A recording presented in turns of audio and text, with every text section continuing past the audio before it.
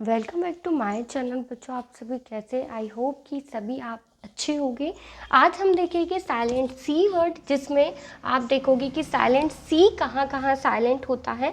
तो जिसमें आप देखोगे के वर्ण और इसके बाद आप देखोगे क्यू वर्ण, ये दो वर्ण देखोगे। जिसमें आपको इसके पहले के और क्यू वर्ण के पहले अगर सी आता है या एस वर्ण के बाद अगर सी आता है तो इसका रूल्स क्या होता है, इतना क्लियर है। तो यहाँ पर हम देखेंगे कि एस वर्ण के बाद क्या आना चाहिए, सी आना चाहिए, और के और क्यू वर्ण के पहले। तो हम देख रहे हैं पहले के और क्यू को और इसको बाद में देख रहे हैं। तो जैसे कि आपको मैं एक एक्नॉलेज जैसे ए सी के, इसकी स्पेलिंग होती है ACNOWLEDGE, ठीक है।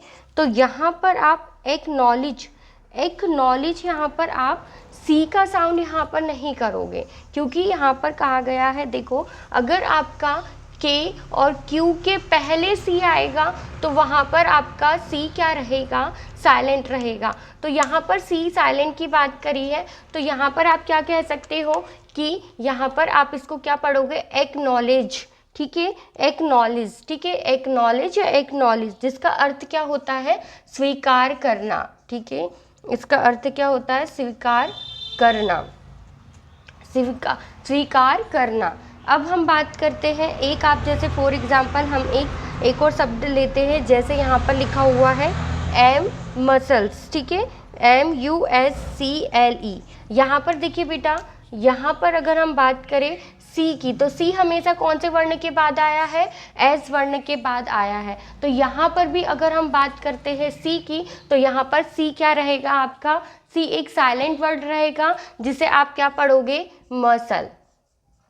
और मसल का अर्थ क्या होता है, मसल का अर्थ होता है आपकी मांसपेशियाँ, ठीक है। तो आपकी मांसपेशियों को आप मसल्स कहते हो, मसल कहते हो, मांसपेशियाँ, जिसे आप, अगर हम बात करें एस वर्ण के बाद, तो एस वर्ण के बाद क्या रहता है आपका, सी साइलेंट रहता है, लेकिन के पहले आता है तो वहाँ पर भी सी साइलेंट रहेगा। तो एक रूल आपका कहता है कि अगर आप के और क्यू के वर्ण के पहले अगर आप सी को देखते हो तो वहाँ पर भी सी क्या रहेगा आपका, साइलेंट रहेगा। और अगर आप यहाँ पर क्या देखते हो, अगर आप एस के बाद देखते हो तो वहाँ पर सी साइलेंट रहेगा। तो ये रूल बहुत इंपॉर्टेंट होता है कि अगर के और क्यू के पहले एस आ जाता है, के और क्यू के पहले सी आ जाता है, और एस वर्ण के बाद अगर क्या आता है, अगर एस वर्ण के बाद सी वर्ण आता है, तो आप इसको किस प्रकार से पढ़ोगे। तो पढ़ने में किसी प्रकार की डिफ़िकल्टी नहीं आएगी, आप इसको इस तरह के रूल्स को याद रखिए।